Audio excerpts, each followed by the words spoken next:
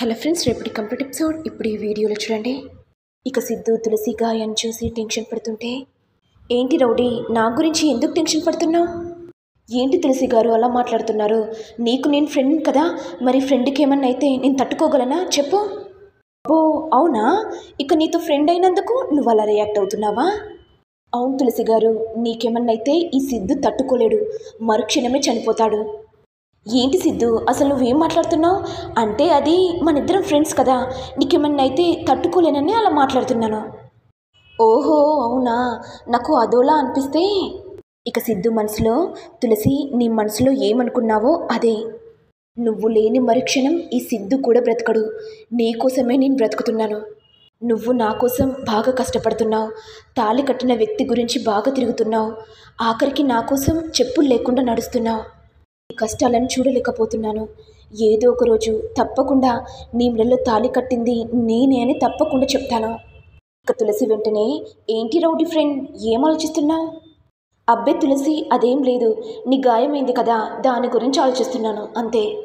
సరే సరే, ఇక నేను వెళ్ళొస్తాను అనుకుంటూ తులసి ఇక కుంటుకుంటూ నడుస్తుంటే ఇదంతా సిద్ధు చూసి, తులసి ఈ కాలుకు గాయమైంది కదా, మీ ఇంటి దగ్గర నేనే డ్రాప్ చేస్తాను పదా. నువ్వు నన్ను మా ఇంటికాడ దించాల్సిన అవసరం లేదు, నేను మెల్లగా నడుచుకుంటూ వెళ్తాను, సరేనా? అయ్యో తులసి, ఎందుకు అలా మాట్లాడుతున్నావు? సరే, నువ్వు నా బైక్ మీద రాకుండా పర్వాలేదు, ఆటో బుక్ చేస్తాను, ఆటోలో వెళ్ళు, సరేనా? నువ్వు ఇంటికి వెళ్ళేదాకా నీతో పాటు నేను కూడా వస్తాను. ఇక తులసి మనసులో, నేనేమో తప్పుగా పొరపడ్డానా? చూడ్డానికి రౌడీలా ఉండడు కానీ మరి ఎందుకు జనాలను కొడుతూ ఉంటాడు? రాను రాను సిద్ధు మంచి వ్యక్తిలా అనిపిస్తున్నాడు అని తులసి మనసులో అనుకుంటుంది. ఇంతలో పంతులు గారు ఇక తులసిని చూసి, ఆగమ్మ తులసి, నీకో విషయం చెప్పాలి. నువ్వు గర్భముడి వేసుకొని దేవుని చుట్టూ 3 ప్రదక్షిణలు చేసి ఆ తర్వాత 7 జన్మల బంధం గట్టిగా ఉంటుందని శాస్త్రాల్లో ఉందమ్మా. అవునమ్మా తులసి, ఇతనెవరు, నీ భర్తనా? మీరిద్దరు కలిసి పూజ చేయండి, తప్పకుండా మీ కోరిక నెరవేరుతుంది. అయ్యో పంతులు గారు, ఇతను నా భర్త ఏంటి? నా భర్త కాదండి. అయ్యో అమ్మ, నా నోటి మాట నుంచి వచ్చింది కాబట్టి తప్పకుండా మీరిద్దరు గర్భముడి వేసుకోవాలమ్మా. నా నోటి మాట ఎప్పుడూ తప్పు కాదు, ఉండిపోకుండా ఏ విషయమైనా చెప్తానమ్మా. ఇక తులసి మనసులో, ఏంటి పంతులు గారు ఇలా మాట్లాడుతున్నారు? మరి కొంప తీసి ఈ సిద్ధునేనా నా మెడలో తాళి కట్టింది? నేనే భ్రమం పడుతున్నాను. ఆల్రెడీ సిద్ధుకి కనిష్కతో ఎంగేజ్మెంట్ అయింది కదా, పెళ్లి చేసుకుంటే కనిష్కని పెళ్లి చేసుకుంటాడు కదా, మరి నా మెడలో ఎందుకు తాళి కడతాడు? ఇతను కాదని నాకు ఎప్పుడో తెలుసు, మరి పంతులు గారేంటి ఇలా మాట్లాడుతున్నారు? ఇదైతేనే పంతులు గారు చెప్పారు కదా, ఈ పూజ చేస్తే నా మెడలో ఎవరు తాళి కట్టారో తెలిసిపోతుంది కదా. ఇక సిద్ధు వెంటనే, ఏంటి తులసి గారు, గుళ్ళో ప్రదక్షిణలు చేద్దామా? సరే రౌడీ ఫ్రెండ్, చేద్దాం. ఇక సిద్ధు సంతోషంతో, అమ్మయ్య, నా భార్య ఒప్పుకుంది, ఇక మేమిద్దరం కలిసి భార్యాభర్తలుగా పూజ చేస్తున్నాం, చాలా సంతోషంగా ఉంది, ఆ దేవుడు నాకు ఒక మార్గం చూపాడు. ఇక ఇద్దరు కలిసి గుళ్ళో గర్భముడి వేసుకొని ప్రదక్షిణ చేస్తుండగా ఇంతలో తులసి కాలు జారి కింద పడిపోతుండగా సిద్ధు పట్టుకోవడంతో ఇదంతా నరేష్ చూసి, వీడేంటి నా కాబోయే భార్యను పట్టుకున్నాడు, అసలు ఏం జరుగుతుంది? అయినా వీరిద్దరు భార్యాభర్తల్లాగా ఆ ముడి వేసుకోవడం ఏంటి? అసలు ఇక్కడ ఏం జరుగుతుంది? నా కాబోయే భార్య అతనితో సరసలాడుతుందా? కొంప తీసి తులసి కూడా నన్ను పెళ్లి చేసుకొని వానితో కాపురం పెడుతుందా? తులసిని చూస్తే చాలా అమాయకురాలిగా ఉంటుంది, నోట్లో పెడితే మాటలు రానట్టుగా మాట్లాడుతుంది. అలాంటిది ఈ తులసి వీనితో బాగానే కుణుకుతుంది. నువ్వు వాడితో ఎలా ప్రదక్షిణలు చేస్తావో నేను కూడా చూస్తాను తులసి, వస్తున్నా, నీ దగ్గరికే వస్తున్నా అనుకుంటూ ఇక నరేష్ కోపంతో తులసి దగ్గరికి రాగానే, నరేష్ గారు మీరేంటి ఇక్కడ? నేనా ప్రతిరోజు గుడికి వస్తాను తులసి గారు, అయినా మీరిద్దరూ ఏదో పూజ చేస్తున్నారేంటి తులసి గారు? నాతో కదా పూజ చేయాల్సింది, నేను నీకు కాబోయే భర్తను కదా, మర్చిపోయావా? ఏంటి నరేష్ గారు అలా మాట్లాడుతున్నారు? అంటే అదే తులసి గారు, కాబోయే భర్త ఉండగా పరాయి వానితో ఇలా ప్రదక్షిణ చేయడం కరెక్ట్ కాదని నా ఉద్దేశం, అంతే. ఇక తులసి మనసులో, నువ్వెంటో ఎంతమంది అమ్మాయిలను పెళ్లి చేసుకున్నావో నాకు బాగా తెలుసు, ఇప్పుడేమో మంచి వ్యక్తిలా నటిస్తూ బాగానే మాట్లాడుతున్నావు. ఏంటి తులసి గారు ఏం మాట్లాడట్లేదు? అంటే నరేష్ గారు, పంతులు గారు ఏం చెప్పారంటే, నేను అమ్మవారికి వ్రతం చేస్తున్నాను, నాతో పాటుగా ఈ రౌడీ ఫ్రెండ్ కూడా చేస్తున్నాడు, అందుకే మా ఇద్దరి చేత ఒక వ్రతాన్ని చేయమని చెప్పారు, అందుకే మేమిద్దరం చేస్తున్నాం. ఇక నరేష్ మనసులో, నాకు తెలిసే నువ్వు వానితో కునుకుతున్నావని, నాకంటే నీకు వాడు బాగా నచ్చాడనుకుంటా కదా, పెళ్ళి కానివ్వు, నీ సంగతి చెప్తా, టార్చర్ ఏంటో చూపెడతా, అప్పుడు నీకు బుద్ధొస్తుంది. సరే తులసి గారు, మీరు పూజ చేసుకోండి. ఇక నరేష్ కోపంతో సుపర్ణిక మేడంకి ఫోన్ చేసి, హలో మేడం, మీకు ఒక బ్యాడ్ న్యూస్ చెప్పాలి. ఆ తులసి సిద్ధు ప్రేమలో పడిపోయిందని భయంగా ఉంది. చివరికి నన్ను కాకుండా సిద్ధుని పెళ్లి చేసుకుంటుందేమోనని టెన్షన్గా ఉంది మేడం.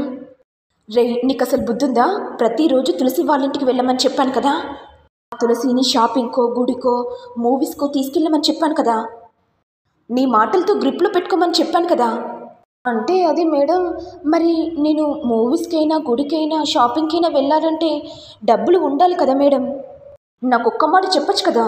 నీకు డబ్బులు ప్రతి నెల పంపిస్తున్నాను కదా, ఏం చేస్తున్నావు? అయ్యో మేడం, అలా మాట్లాడుతున్నారు. మీరిచ్చిన డబ్బులు నాకు సరిపోవట్లేదు. ఆ తులసికి షాపింగ్ అని డబ్బులన్నీ ఖర్చు పెట్టాను. దురబాబు, నీ సంగతి నాకు తెలియదనుకోకు. నక్క బుద్ధి నా దగ్గర జూంచకు. నువ్వసలు డబ్బుకి కకృతి పడతావు. అలాంటిది తులసికి షాపింగ్ చేయించానంటే నేనెలా నమ్ముతానురా? ఇప్పుడు చెప్తున్నాను దురబాబు, విను.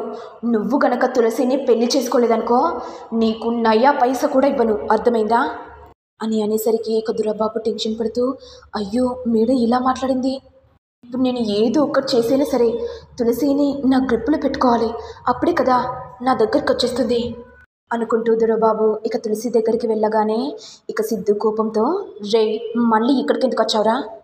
మేము పూజలో ఉన్నామని చెప్పాను కదా, చెప్తే అర్థం కావట్లేదా? ఇక అసలు బుద్ధుందా సిద్ధు? నా కాబోయే భార్య దగ్గర నువ్వు పూజ చేయడం ఏంటి?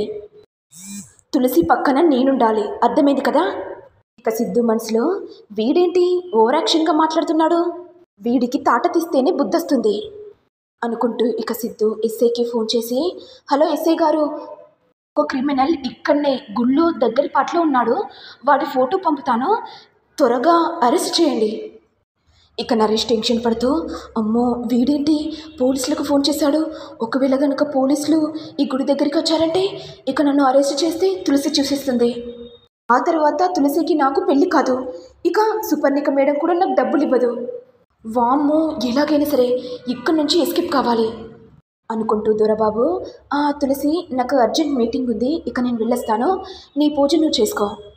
ఇక సిద్ధు నవ్వుతూ, ఇప్పుడు వీడు సెట్ అయ్యాడు అంటే నేను పోలీసులకు చెప్పగానే వీడు భయంతో పరుగులు తీస్తున్నాడు. ఇదిలా ఉండగా ఇక జయనందన్ కోపంతో, నా జాను బాధపడుతుంటే నేను తట్టుకోలేకపోతున్నాను, ఆ సిద్ధుగాడు నా చేతికి చిక్కినట్టు చిక్కి జారుకున్నాడు. ఇక విశ్వని నేను కోనేట్లో తోసిన విషయం జానుకు తెలిసిందంటే ఇక నన్ను ఎప్పటికీ క్షమించదు. ఇక నా నుంచి విడాకుల పేపర్ కోరుకుంటుంది. ఇక జాను నాకు దూరం అవుతుంది. నా జాను సంతోషంగా ఉండాలంటే ఏం చేయాలి అనుకుంటూ టెన్షన్ పడుతుంటే ఇంతలో జాను వచ్చి, సార్ మీరు ఆ రౌడీని పట్టుకున్నారా సార్? గుళ్ళో మంగళసూత్రాన్ని ఎవరు తీశారో తెలిసిందా సార్? సెర్చింగ్లో ఉన్నాను జాను, ఇంకా దొరకట్లేదు. సార్ మీకు విషయం చెప్పనా? అసలు మా అక్కకు పెళ్ళవుతుందా లేదా? మా అక్క జీవితాంతం ఇక ఒంటరిగానే ఉండాలా? మా అక్క ప్రతిరోజు ఏడుస్తూ ఉంటుంది, ఓదార్చే వాళ్ళు ఎవరు ఉండరు సార్. నేనే మా అక్కకు ధైర్యం చెప్తాను, అలాంటిది ఇప్పుడు మా అక్కకు దూరం అయ్యాను. ఆ దేవుడు ఏదో ఒక రోజు కూడా మా అక్కకు పెళ్లి జరిపించేలా చేస్తాడు, ఆ నమ్మకం నాకుంది సార్. ఏంటి సార్ మీరెందుకు ఏడుస్తున్నారు? జాను, నేను నీ గురించి ఏడుస్తున్నాను. నువ్వేమో మీ అక్క గురించి బాధపడుతూ ఏడుస్తున్నావు, నేను కూడా నీ గురించి బాధపడుతూ ఏడుస్తున్నాను. నీకు నేను మాటిచ్చాను కదా జాను, నువ్వు ప్రతిరోజు సంతోషంగా ఉండాలని, కానీ నా కళ్ళ ముంగట నువ్వు ఏడుస్తున్నావు, అది భరించలేకపోతున్నాను. నువ్వు అలా ఏడుస్తుంటే నాకు చావాలనుంది జాను. అయ్యో సార్, ఎందుకు అలా మాట్లాడుతున్నారు? నాకు మా అక్క కన్నా మీరే ప్రాణం సార్. మీకేదన్నా అయితే నేను తట్టుకోలేను సార్ అని అనేసరికి ఇక జయనందన్ మనసులో, జాను నాకు ఇదే కావాలి, నువ్వు నా కోసమే ఏడవాలి, నా గురించి ఆలోచించాలి, అదే కదా నాకు కావాల్సింది అని జై మనసులో అనుకుంటాడు. మరి నెక్స్ట్ ఎపిసోడ్లో ఏం జరుగుతుందో చూడాలి. మరి మీకు వీడియో కనుక నచ్చినట్లయితే లైక్ చేయండి, షేర్ చేయండి, సబ్స్క్రైబ్ చేయండి. Thank you all.